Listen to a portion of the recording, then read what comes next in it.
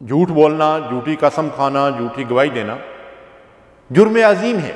اللہ تعالیٰ ارشاد فرماتے ہیں وَاجْتَنِبُوا قَوْلَ الزُّورِ، جھوٹی بات سے اجتناب کرو، دور رہو۔ اور ابن ماجہ اور امام حاکم نے اس حدیث مبارکہ کو روایت کیا ہے کہ قیامت کے دن جھوٹی گواہی دینے والے کے قدم ہل نہیں سکیں گے جب تک آگ اس پر واجب نہ کر دی جائے۔ توجہ فرمائیے، سوچئے، غور کیجئے، آج ہمارے حال کیا ہے۔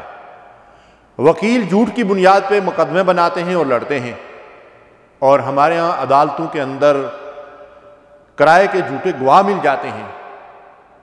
اور صورتحال یہ ہے کہ بعض عینی شاید سچی گواہی دینے کے لیے اس لیے تیار نہیں ہوتے کہ ان کو مقدمات کے اندر الجھا دیا جاتا ہے، لیکن جھوٹوں کو کوئی نہیں پوچھتا۔ کتنا بڑا جرم عظیم ہے۔ یعنی جھوٹی گواہی کا یہ وبال کہ قیامت کے دن اس کے قدم ہل نہیں سکیں گے جب تک اس کے اوپر جہنم واجب نہ ہو جائے۔ اور سچی گواہی کا ایک واقعہ میں آپ کے سامنے عرض کرتا ہوں۔ انگریزوں کے دور کا واقعہ ہے۔ کاندھلہ میں ایک پلاٹ پہ مسلمانوں اور ہندوؤں کے درمیان اختلاف ہو گیا۔ مسلمانوں نے کہا پلاٹ ہمارا ہے، ہندو کہتے تھے ہمارا ہے، اور مقدمہ انگریز جج کی عدالت میں آ گیا۔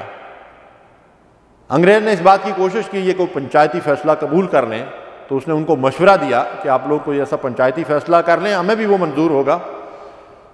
تو ہندوؤں نے یہ مشورہ دیا کہ ہم ایک پنچایتی فیصلہ کرنا چاہتے ہیں، ایک عالم دین ہے مسلمانوں کے، وہ جو فیصلہ کریں گے ہمیں منظور ہے۔ تو مسلمان سن کر خوش ہو گئے کہ ہمارے عالم ہیں۔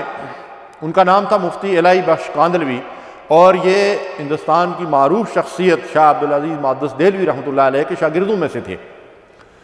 تو بڑے متقی پرہیزگار آدمی مشہور تھے۔ تو مسلمانوں نے بھی اس بات کو تسلیم کر لیا۔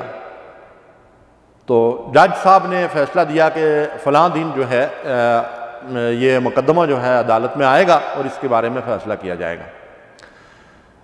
مولانا صاحب کو بھی طلب کر لیا گیا، اور جب ان سے جج نے یہ سوال کیا کہ یہ پلاٹ جس پہ ہندو مسلمانوں کا جھگڑا ہے، ان کے علم میں تھا کہ یہ کس کا ہے، تو یہ کس کا ہے؟ تو جب صاحب نے یہ سوال کیا تو مولانا نے کہا کہ یہ ہندوؤں کا ہے۔ اور اس کے بعد جج صاحب نے دوسرا سوال یہ کیا کہ اگر یہ ہندوؤں کو دے دیا جائے، وہ اس کے مالک بن جائیں، تو اس پہ وہ مندر بنا سکتے ہیں؟ تو مولانا نے کہا کہ وہ ان کی ملکیت ہے، وہ اس میں گھر بنائیں، مندر بنائیں، جو مرضی کریں، کسی کا اس پہ کیا اعتراض ہو سکتا ہے۔ تو جج صاحب نے فیصلہ سنا دیا، لیکن فیصلے کے جو الفاظ تھے وہ سنہری حروف سے لکھنے کے لائق۔ جج صاحب نے فیصلہ سنایا کہ آج کے اس پنچایتی فیصلے میں مسلمان ہار گئے، اسلام جیت گیا۔ اللہ اکبر! یہ ہے اسلام کی جیت۔ اسلام کی جیت سچائی میں ہے۔ مسلمان ہار گئے، اسلام جیت گیا۔ اب مسلمانوں کی اظہار اور اسلام کی جیت کا نتیجہ کیا برآمد ہوا؟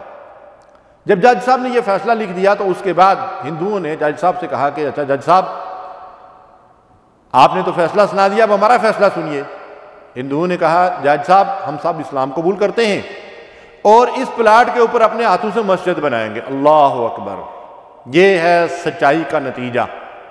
مولانا کی سچی گواہی کے نتیجے میں کتنے ہندوؤں نے اسلام قبول کر لیا، اور انہوں نے کہا کہ ہم اس پلاٹ کے اوپر جو ہے وہ خود مسجد بنائیں گے۔ یہ ہے سچائی کی خیر و برکت۔ لیکن آج کل لوگ کہتے ہیں جی سچ بولیں گے تو کھائیں گے کیا؟ ہمارا سچ کے اوپر یقین ہی نہیں ہے، تو جب یقین نہیں ہے تو ہم سچ بولیں گے کیسے؟